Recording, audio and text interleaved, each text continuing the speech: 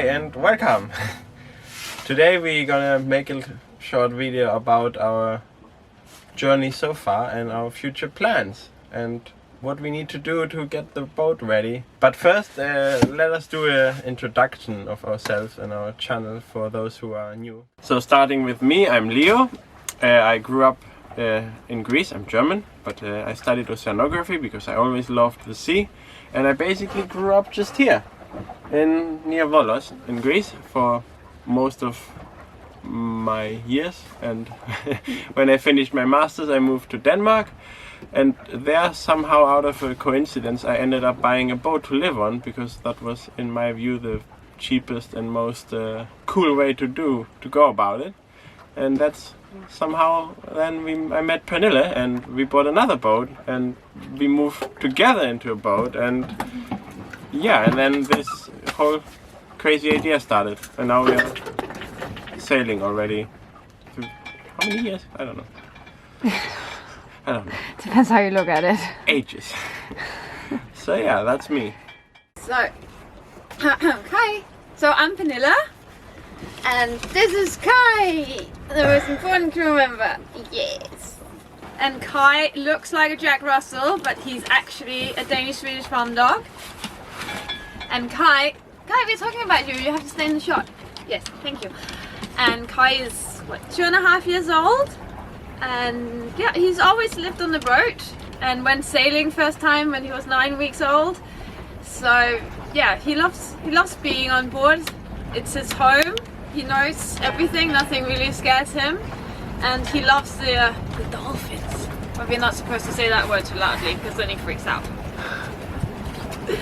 Anyway, so I'm Pernille and I have no prerequisites for going sailing at all. I have a master's in international business and politics. I grew up riding horses, and although I like the water, I don't know much about it.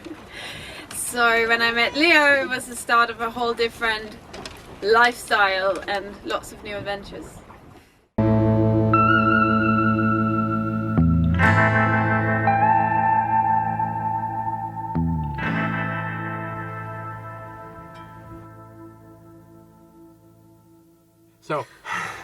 So in 2021 we started sailing, and we sailed from Denmark to Sweden, and then we sailed down the west coast of Denmark. We made a nice stop in Helgoland, Germany, and from there on we went to the Netherlands, took the standing mast route through the Netherlands. Very nice. So it's a route where you can sail the channels without taking down your mast. We went through Amsterdam, and then we basically went through the strait, the Dover Strait, towards France, and crossed the Biscay to Spain and Portugal, and so on, until we finally went through Gibraltar, entering the Mediterranean, and then we sailed over the Balearics pretty fast at this stage towards, through the Messina Strait and to Greece. And yeah, that was a lot of miles, around 5,000 plus, and at points quite fast. And yeah, now we're in Greece, and now we are looking for our future plans. But before we go into our planning part of what we're gonna do, we have to do some things to Doryman to get her ready, to get her fast. We want to be the fastest and most seaworthy around here. I have too many books for that. Yeah, the books, Pernille's books are heavy, so we have to cut a bit there. Today I threw out the radiators that we had installed in the heating system, so no more heating. We're gonna chop off the entry ladder to the companionway. Not so much because of weight, but so we win a little bit space in the kitchen area.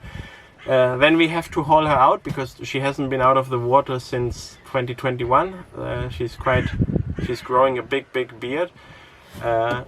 So we need to do anti-fouling. We want to kind of scratch down to the gel coat, and then maybe build up also some epoxy and maybe copper coat. We want to close the retired bow thruster hole. We still have the huge hole, but we don't have a bow thruster anymore. So we're gonna close that. That hopefully gonna give us some extra speed. And then we need a new seal for the shaft and little things like that. A little bit love on the teak deck. A little bigger project is to redesign our solar arch a little bit so we have more power to do all the filming and charging and editing. It all costs money. And yeah, polish maybe the boat a little bit and check if anything else needs repairing or maintaining. And then we're ready to go. And that's how we're gonna do it. And that's the way the cookie crumbles. That's how the cookie crumbles. I don't even know that expression. Neither do I. Okay, so this year we want to sail out of the Met, right? Right. Yes. And we considered sailing straight out, but for 2 reasons. We are gonna maybe spend the season In the Met? Yes, sailing slowly out. First of all, because when we sailed in here, we had to go really fast past a lot of beautiful things that we would love to explore, especially Italy, like the food. I would like to explore that a bit more. And yeah, and then the second reason is also there are a few challenges sailing in the Met that we have to take into account. So yes. Yeah. Yeah, So we hope to maybe sail around the Ionian Islands and spend some time around Italy. We considered going up the Adriatic to Croatia, but lots of people have said it's really hot. It's not very windy, but it's very expensive. So maybe we're not gonna do that. And then there's also the way around Sicily. I think we're gonna sail around it because it's very beautiful. And last year we had a bit of a scary experience going through the Messina Strait. It was totally our fault. We could have done our research and none of that would have happened. But just FYI, if you sail through the strait without doing any current research, you could be this close at ending up on the rocks, which we were, or hit by a ferry. Yeah, more likely the ferry. I think the joy will be this time to take it a bit slower, wait for the right weather windows, use our engine less, and just enjoy also those passages. But there is the Mistral winds and there's a lot of calm patches in the summer in the Mediterranean, so we need to relax and enjoy and find the right weather window to go through and yeah. And we kind of want to go skirt a little bit the French Mediterranean coast because maybe I could finally visit my grandmother who's living there. So going up to the Camargue and that part, not the Côte d'Azur. We don't have that kind of money. But going that way, but we also realize that there's a bit of a Mistral sort of blow. Yeah, that we have to navigate. So if any of you have any experience going around in that area, please share your tips. And then from there, we also think we're just pretty much gonna hit straight out of the belly, like straight. From there, we will hit straight out as much as we can and skip the Balearics. Like Ibiza and Mallorca, they're all very, very beautiful islands, and we did enjoy visiting them. And then kind of not. Yeah, because it's super duper rolly and busy. Lots of motorboats, also a natural swell that seems to set in every day at 4 o'clock. And we were slowly turning into alcoholics because we had to drink our way out of that misery. But yeah, depending on the time, it's also going to be busy. So we have to see. We really have to see. And then part of our whole delaying the exit of the Mediterranean is also because of the boisterous, cute orcas that kleptomaniac. Rudder maniacs that tend to steal people's rudders. We don't. Yeah. We just think that the only solid strategy is just sailing according to their migration pattern. So when they leave the Gibraltar Strait to go up to the Biscay, that's when we will pass. Yeah. And then we will wait somewhere, be it Portugal or the Canary Islands. That's too far off that we know. And then when they have gone back to the Gibraltar Strait, then we will head out again. Yeah. So, and they do that very early in the spring, so there's no way we could exit right now. We have to wait for them to to go back up for the next winter. But do we know already where we're going to spend our winter? No, we don't. Any suggestions would be nice. Yeah.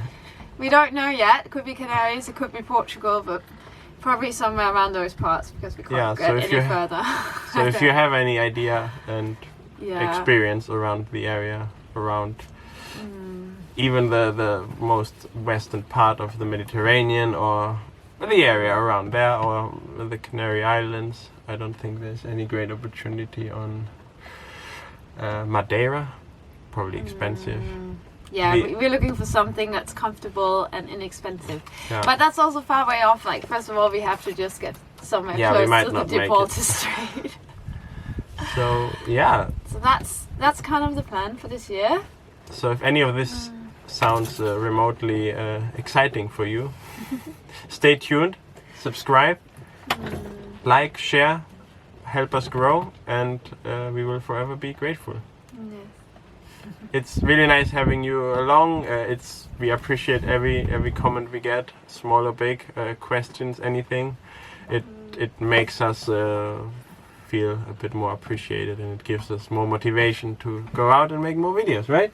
Yes, and we love the advice, and this is very much for us a video where we're actually asking for your advice. Yeah. If you know anything about the way these parts where we're going to be sailing and work, it would be really lovely to hear your tips and experiences. But enough of that. Have a great whatever. Have a good one. Have a good one. Thanks for watching. Bye. Bye.